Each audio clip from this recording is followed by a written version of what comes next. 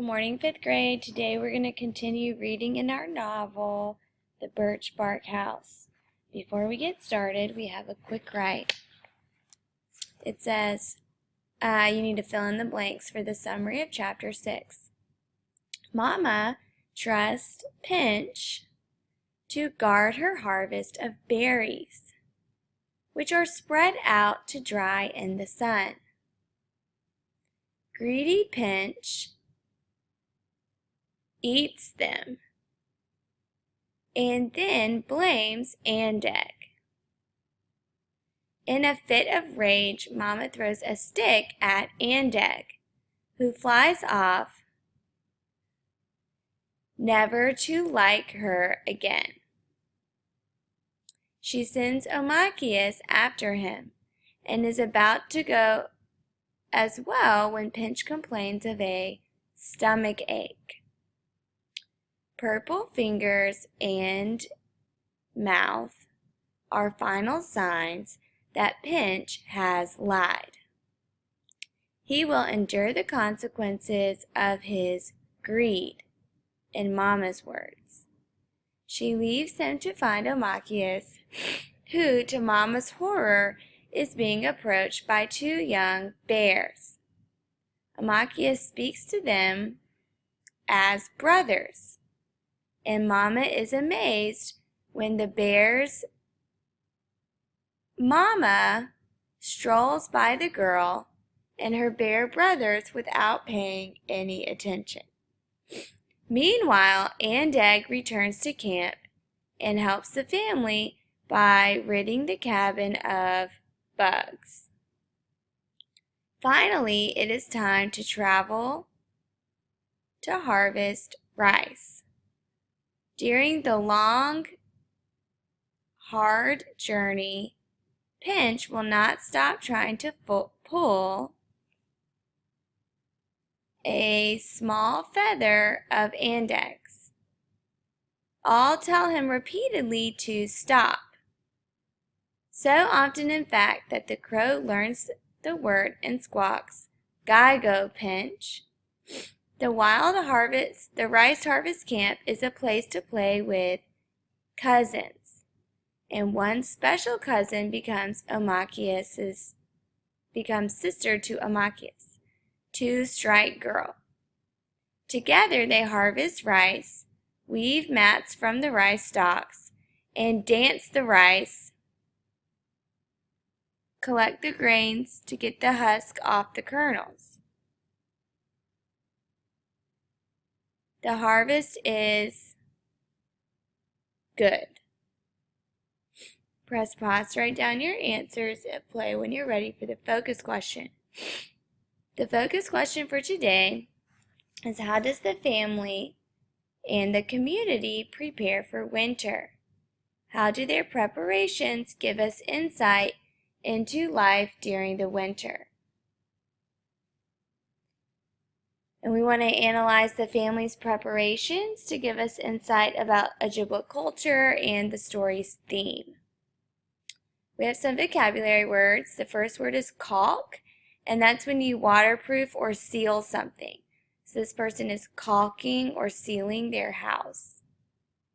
The next word is cache, and that's a collection of hidden items. And so we have this underground cache where people might put things to hide them or keep them safe. And then the last one is scarce, and that's when you have an insufficient amount or not enough of something. It's scarce. Go ahead and turn the page and turn to page 99 in your text, Chapter 7. As we're reading, we're going to be using the CSPS strategy. Let's keep reading.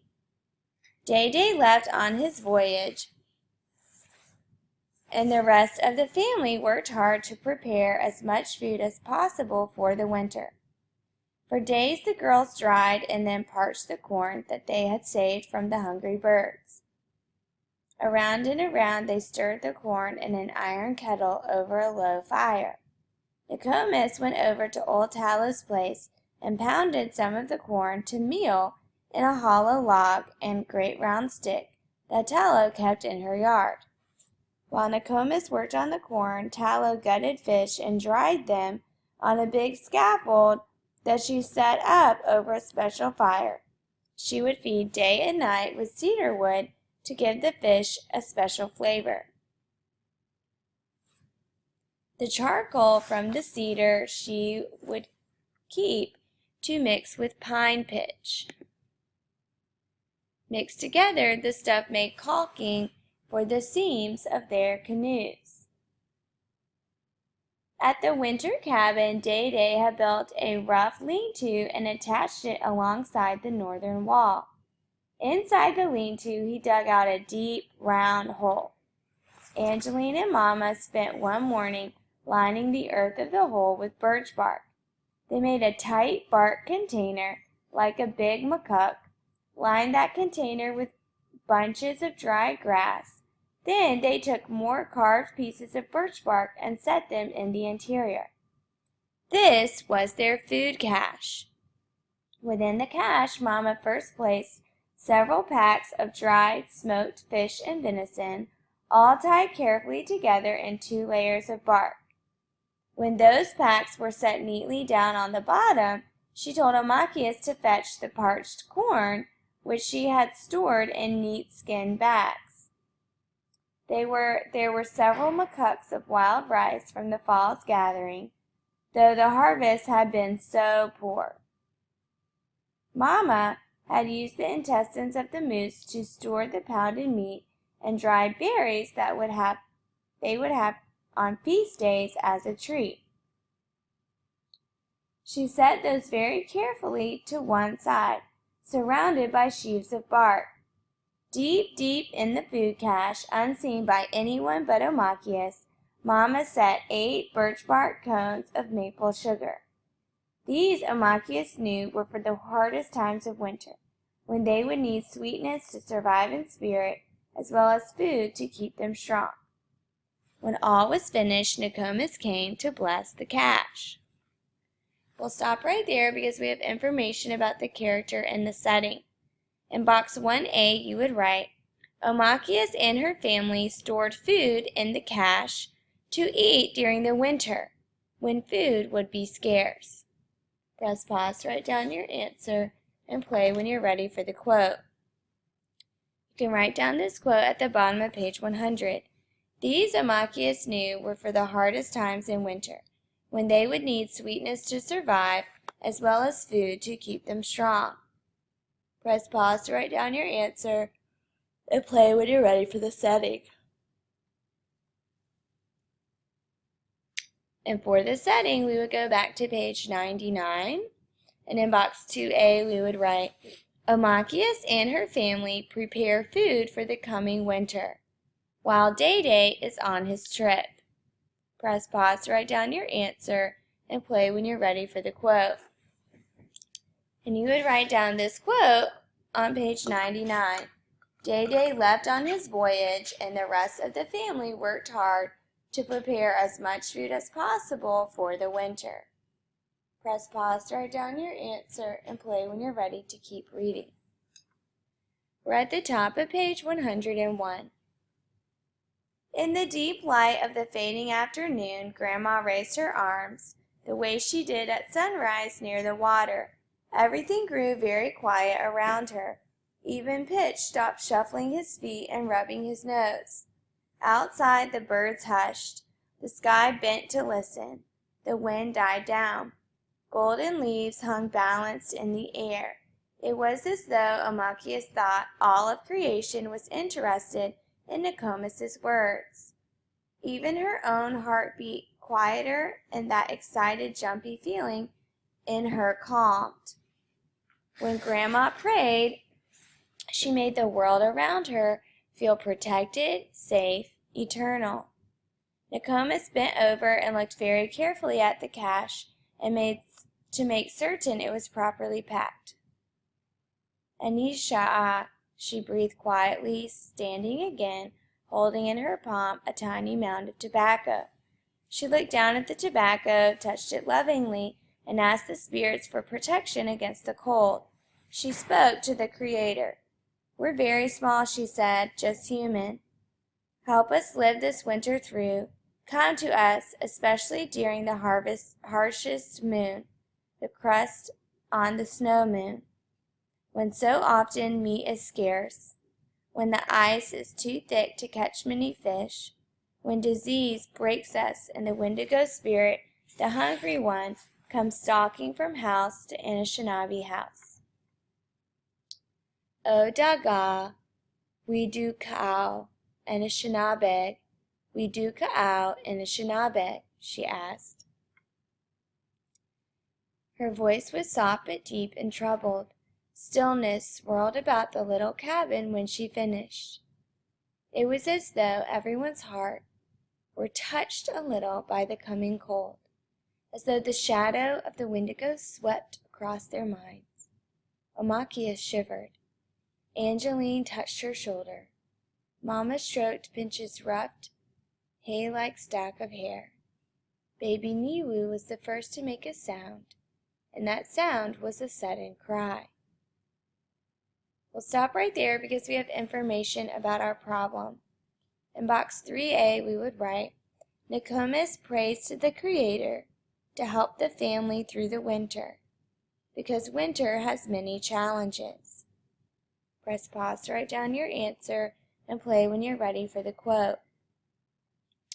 For the quote, we would write down this last sentence on page 101.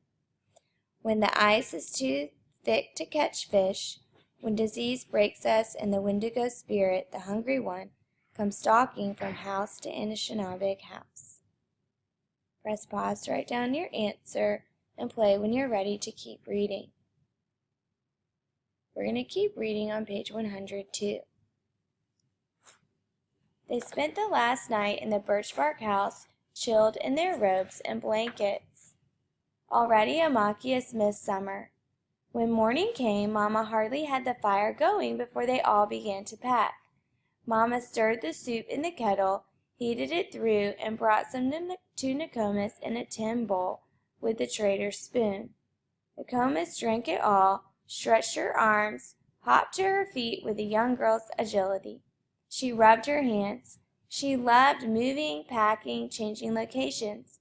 Before the sun even popped its rays through the lowest bush, she was carefully rolling up the rush mats she had woven. From the inside walls of the house, she lifted down her careful bundles of roots, her bags of berries and dried crumbled leaves, and long curls of inner bark of certain trees. For the first time, Amakius noticed all of these little bundles, how cleverly they were tied, how interesting each one smelled, their colors, their odd shriveled shapes. She helped Nokomis take the bundles down, put them carefully in her net to carry. "I'll take them," she said, her arms full. "We'll go together," said Nokomis, watching with interest as Amakius touched a particular root, snipped a tiny packet and sneezed, rubbed a powder with her finger. "Are they talking to you?" Nokomis asked, curious, as they walked along the trail soon after. "Do you hear their voices?" "No," said Omakia, startled. "I don't hear anything." After a while they walked the trail. As the medicines grew heavy, she thought to ask, "Nokomis, do they talk to you?"